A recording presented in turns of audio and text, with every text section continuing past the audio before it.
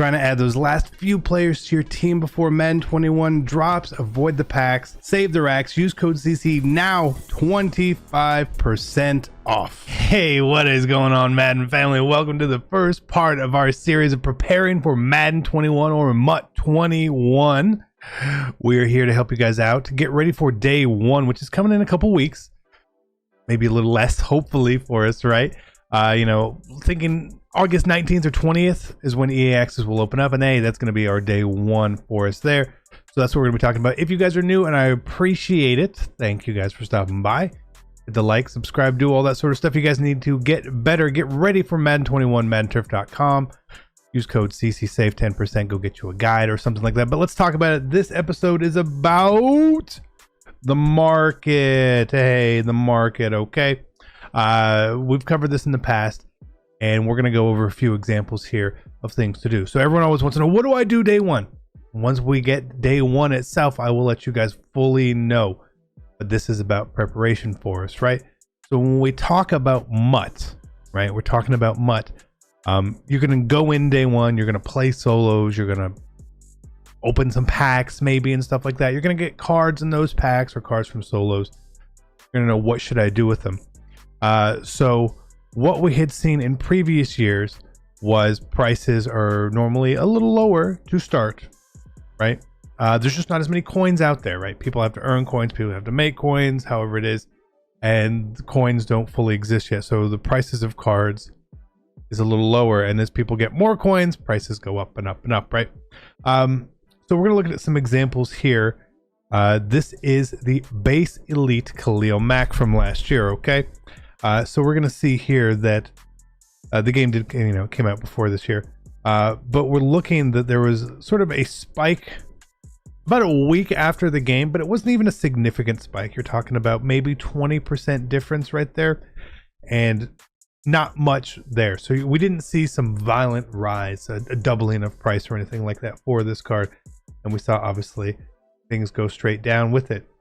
So that's just a decent example of one card, and we're going to look at a couple of these really expensive cards here, because what we need to realize, from old Maddens to now new Maddens, we deal with training, right? So high overall cards are going to maintain value better. We see a Justin Tucker, a kicker, right? Kickers, punters, always kind of oddly important for the market, where we see his price was down at 80K, right? Right about launch, and then his price shot up until we obviously got a new kicker, mid-August, right?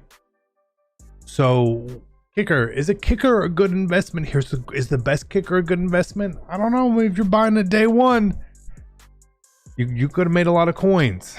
Could have made a lot of coins on that card, right? Let's look at some other cards here.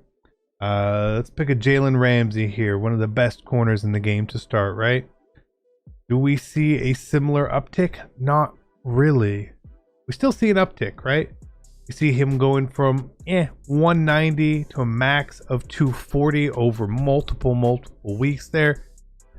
Again, not a lot of people have coins, so it's hard to invest in a card that's 140k. It's hard to invest in a card that's 200,000 coins, right? Again, we see that not, it's rising. It's not crazy. Johnny Hekker, the punter. Hey, the punter. We talked about punters and kickers were important. Does this help? Does this help?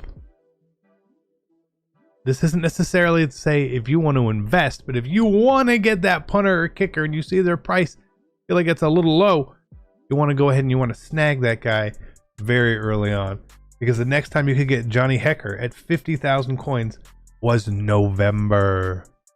Big difference, right? So those are some of the really big cards. Let's go look at the second best kicker here for reference as well. Oh, do we see the same thing? We see the same thing. Can we safely assume that something like this is going to happen? Maybe not to this extent, but you can see historically here, Sam Cook, the punter, again, went up big time in price. So when you're looking at who do I buy first, it's not a sexy pick to pick a punter or kicker, but hey, it's there. We got a good running back like Zeke. Now, running backs are a bit of a dime of a dozen. Should you be trying to pick up these running backs? No, not much, right? Not much with the running back position. Not overly looking at trying to stack up and get running backs. Now, there's going to be some other players. People like Clowney, who's a little lower rated, right? Did he go up? Oh, Clowney went up. Here, let me fix this a little bit for you guys there. Oh, that's too far. Oh my God, I'm the worst. So Clowney definitely went up. And again, you could get hit, but he didn't go up for long. He didn't go up for long. So if you happen to get a card like this and you see the price spike, get out. Get out of it, okay? And again, the only time his price spiked higher was when he got the free agent set, as we see here, where he 900% increase in price, right? But even if you didn't get Clowney on day one, you were able to get him a couple weeks later for around the same price, right? Clowney is always an important one. Julio Jones, one of my favorites, right?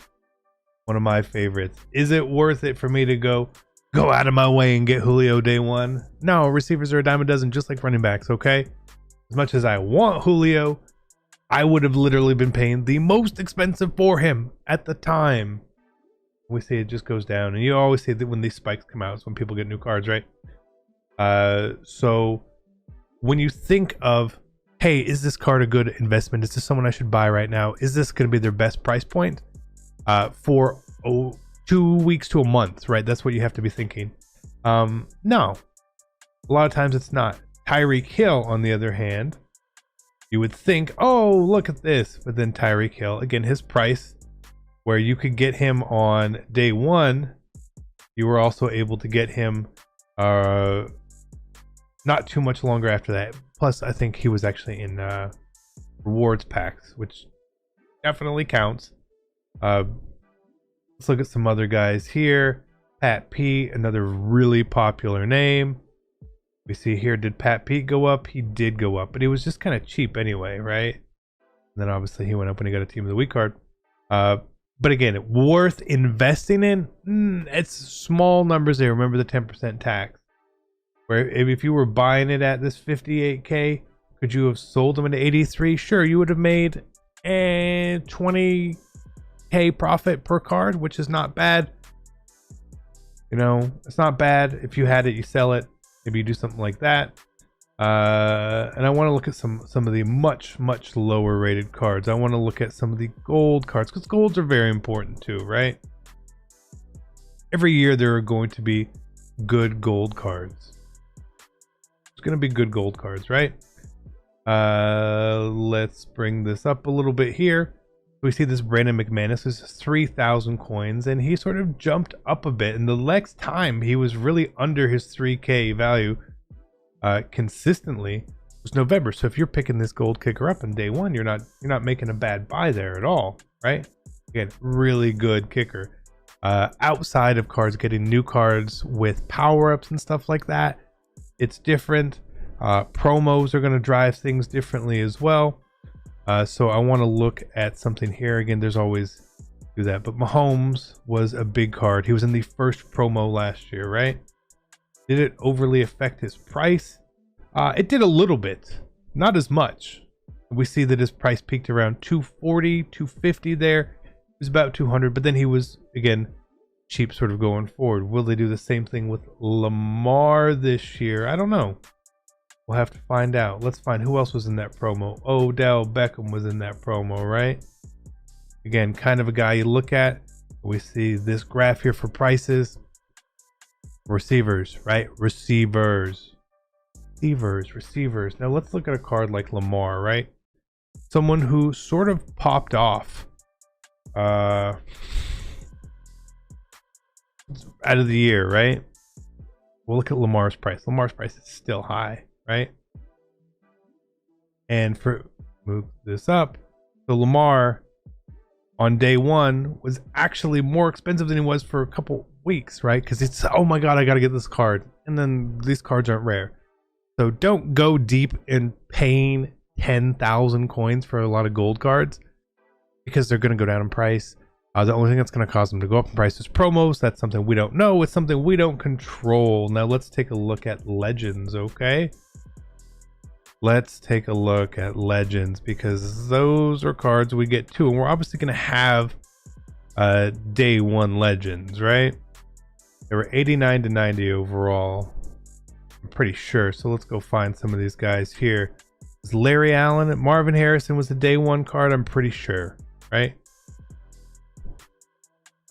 Does this look like something you want to be investing in, trying to chase right there? No. But what you will notice, let's take a look at someone else, right? Again, receiver, dime a dozen. Lineman, our lineman, a dime a dozen. There's a right guard, Larry Allen, a dime a dozen. No.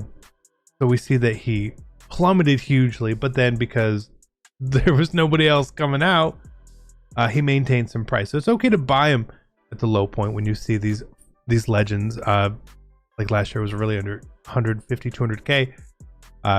You're not investing in them for the long term there. These are for release day legends. Even someone like Marcus Allen, who was probably one of the best players in the game. Look at this steep decline. What happened at this point? Probably legend packs came in the game or something, you know? Something crazy like that. Now I want to look at 91 to 92s, okay? And let's remind ourselves about a couple of cards here that popped up and popped out. Someone like Ed Reed was released. I don't even remember when he was released. Not too late in the season. But again, look at that price. Oh man. So the only time you want to get these legends really early on is if the price is low, right? If you're getting them on a low price, like I said, I think 200K is a really good deal, and they're going to be there for a while. I mean, Ed Reed would sort of buck that trend a little bit there. But let's look here at a card like Willie Lanier, right? Who got a limited edition card. Okay, got a limited edition card, right? At the beginning of the year, limited edition cards weren't the most expensive. They weren't, right? They really weren't for a while. But before they get the redux, they bump up in price hugely. You will see that constantly throughout the year. That's something you want to look at. You had John Randall. I believe he was a day one limited. Look at John Randall's price. I remember buying him at the bottom. I bought him less than that price. I think it was like $350. I ended up paying for that card, and I ended up selling it when his redux came out, which would have been around this time frame, October, late September, right? And made 400,000 coins and got to use the card and then went out and bought a redux, right? So again, look at these things and understand that if you want these cards, that's what you got to do. Stenerud, another big card, day one limited edition card. Look at these prices. Look at these prices. Beautiful prices there, right? Beautiful things for us. I remember when Gale Sayers came out. Oh, he was going to be the guy, and so limiteds, get them cheap early on if you can. If you want to invest in something, they're normally a pretty good investment, especially if they keep the redux program coming in every series, right? Gold cards, not really heavily investing in them. If you want to keep them, that's fine. But I think look at the punters, look at the kickers, look at the limiteds, give it a week, stack some coin up, and buy a better team. That's where I would go. That's what I'm gonna do. I'm now still, you know, guys, what I do is don't look at me so much for that, but I'm trying to pass this knowledge on to you guys, so some of you guys can make some free coins pretty easy on early on. Okay, sounds good. I'll catch you guys next time. I'm out. Peace.